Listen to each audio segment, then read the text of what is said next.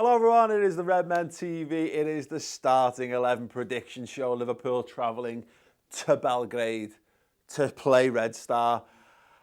It is the Champions League. It is a fairly pivotal game. Certainly this easier block or whatever is very winnable for Liverpool. Will it be that on the day? We don't know. But we actually don't know the starting 11 either. But I think it's going to be this. Let's kick it off, Tom. We got shocker. Alisson in goal. Who'd have thunk it? You know what? I'm going to refrain from reading too many of these stats because the last time, the ones that I read out were wrong and it made me look stupid now. They should be absolutely spot on, of course. But yeah, look, we all know what we're getting from Alisson at this point. A very, very good goalkeeper. Let's move on then to the defence. And on right back, I have gone with Trent Alexander-Arnold. Anyone who will watch today's match build-up show will know that I did something different in terms of what my preferred 11 would be. It's very, very likely that Joe Gomez will start this game at right back. However, what Jurgen Klopp has a habit of doing, if a lad has a poor game or has a little bit of a sticky patch, he likes to put him in again, he likes to test him again. Now, we do know that Trent played a lot of time in rotation with Gomez at right back last season, so that might not be the case this time around. And there is also, I think, an overwhelming logic that it means that Gomez will have to play centre-half. But in this particular instance, I think Dejan Lovren is going to start. I think Lovren is nailed on to start this game. We know he's fit. We know he's travelled with the squad. We know that Jurgen Klopp likes him. We know he's a very, very good defender. Some might say the best in the world. We know he hasn't appeared in the Champions League for us so far yet this season, which could indicate, of course, that Gomez will play. But I do feel like we will get Lovren in this game. Although, equally, you could make a flip reverse case and say Fulham at the weekend, Mitrovic, big target man potentially involved in that game. Maybe you need Lovren for this. I don't know. I think we're going to mix up, and I do think it'll be Trent and Lovren partnering, of course, Virgil van Dijk, because he's the best centre-half in the Premier League, and let's be honest, well on the way to being in the world as well. Absolutely, undoubtedly, he's genuinely exceptional. I know that. You know that. We're going to move on. And the obvious left-back answer is Alberto Andy Robertson, of course. Look, again, it's not inconceivable that you could play Moreno in this game. Thought he was fine when he played last week against Cardiff. He was reasonable enough, wasn't he? But I think we'll go as strong as we possibly can for this game. And look, let's be honest, that left-back therefore means it's going to be Andy Robertson. Right, we're going to move on to the midfield. First and foremost, Gini Wijnaldum. Yeah, what do you make of that? I think it's going to be did I go 4-2-3-1 in this? I did, yeah. I wrote this morning. I think it's going to be a 4-2-3-1, so I think the partnership in midfield will be Gini Wijnaldum and Fabinho. Not a great performance for him against Arsenal. However, what we have seen in the last couple of weeks, and particularly last week, and it worked very well against Red Star at Anfield, was that access of Fabinho and Gini in it too. It gives us a good solid platform, both energetic, both strong, both good on the ball. I think the pace of the Champions League suits Fabinho a little bit better than the proper high-end games in the Premier League, as we saw at the weekend when he looked a little bit off the pace. But no, I think they've performed very well in partnership thus far. We've actually seen a surprising amount of Fabinho in the Champions League, all told. So yeah, that's what I think it'll be. And as I think it's going to be a 4-2-3-1, let's move on to what are the attacking midfield threes. Starting with the 10, I think we're going to put Bobby Firmino back into the number 10 position. Again, like we saw last week, which means, again, for the rest of them, making you work, Tom. I think Adam Lallana is going to be playing right of the three because, look, Xherdan Shaqiri, for me, was nailed on to start this game. We know he's not travelled because of his political reasons, let's say, even though Jurgen Klopp has tried to play that down a little bit. Whether you agree or disagree with that, and it doesn't feel right to me. It's kind of by the by. We know he's not with the match squad. I think we're going to go with Lallana. We saw Lallana play there last week. He's fine. But he's another one that maybe the slightly slower pace of the Champions League will suit him. And that's not to say this game won't be played at a high tempo, But the Premier League, a high tempo in the Premier League is faster than a high tempo in Europe, almost regardless of the opposition, unless you're playing, another Premier League team. So yeah, I think it will be Adam Lallana in this one. And then over on the far side, Sadio Mane. Really interesting actually. It's not really clicked for Sadio in the European Cup so far this season. I don't think he's been great so far this season, but his goal return, generally speaking, has been pretty good. So you wouldn't put it past him getting a goal or two in this game. And maybe the thumb injury is still hampering. We know he's still got that cast on his hand, so maybe he is playing a little bit within himself. But he was pivotal in the build-up to Liverpool's goal against Arsenal, really tearing down the left wing, looking to get him behind. I think angry Sadio is the best Sadio, and hopefully in that kind of atmosphere, we want to see a Porto away style performance from him. That'll be absolutely magic, and therefore, I guess obviously, but whatever.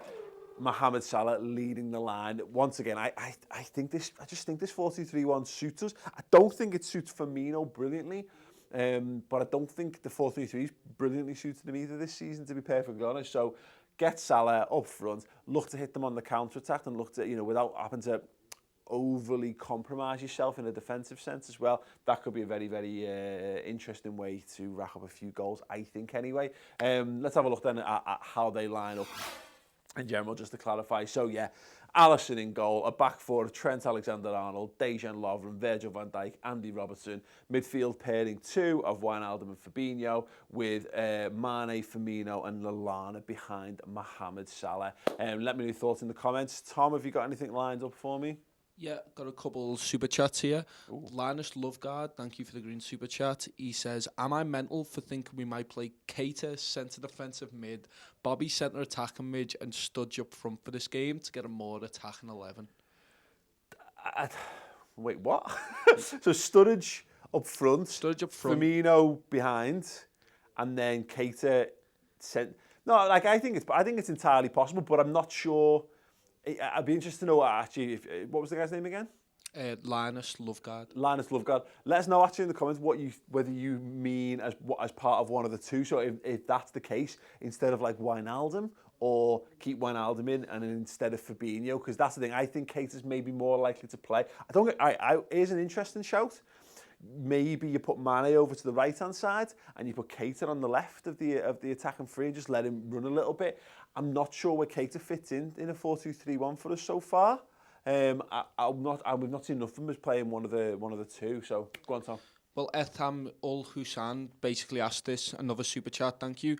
He says, do you think Keita has the ability to play in the double six while playing in the 4-2-3-1? I think he probably does, but we've not seen any evidence of that. But then let's rewind the clock 2 seasons.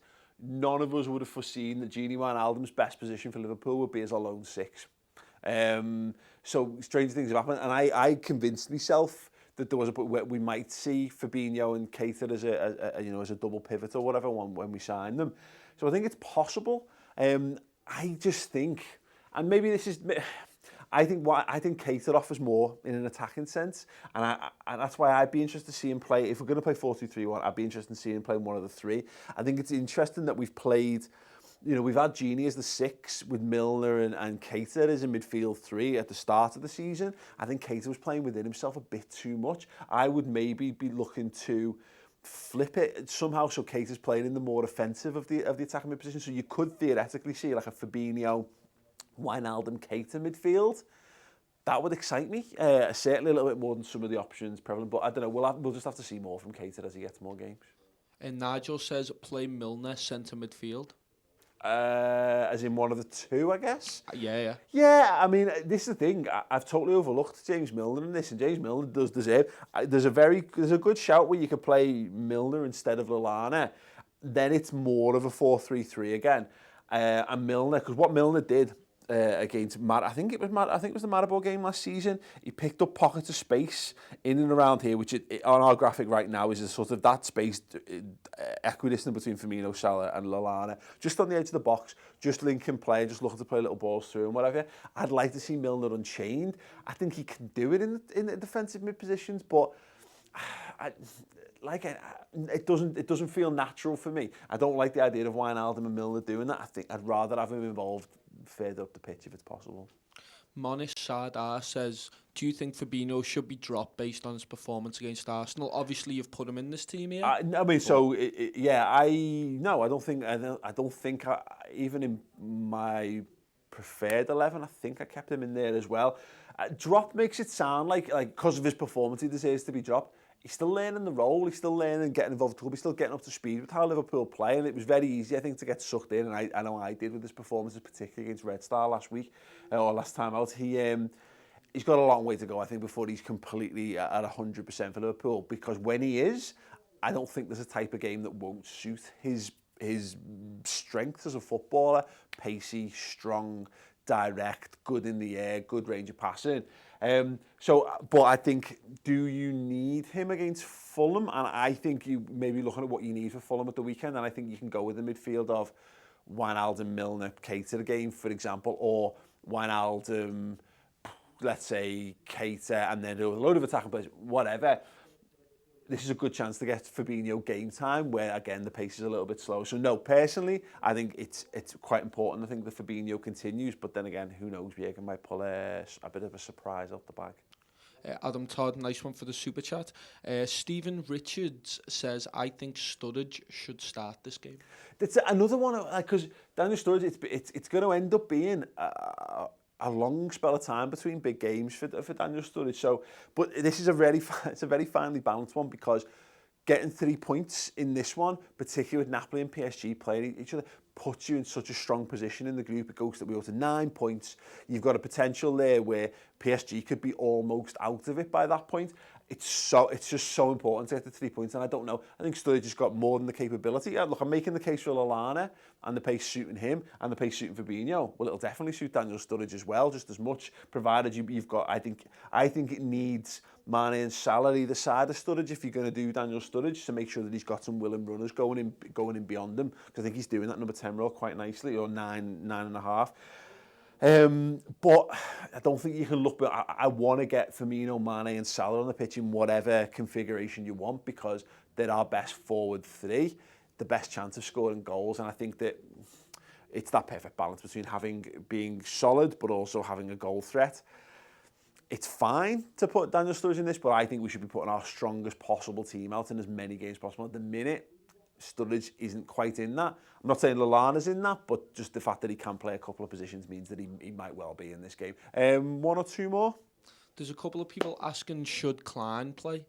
Well, Klein is ill, so Klein actually hasn't travelled with the matchday squad, so Klein won't be involved in this game in any way, shape or form. He's staying back at Melwood to regain health and fitness, apparently, and he'll be available for the weekend should we so choose to use him. But it would have been a very interesting challenge.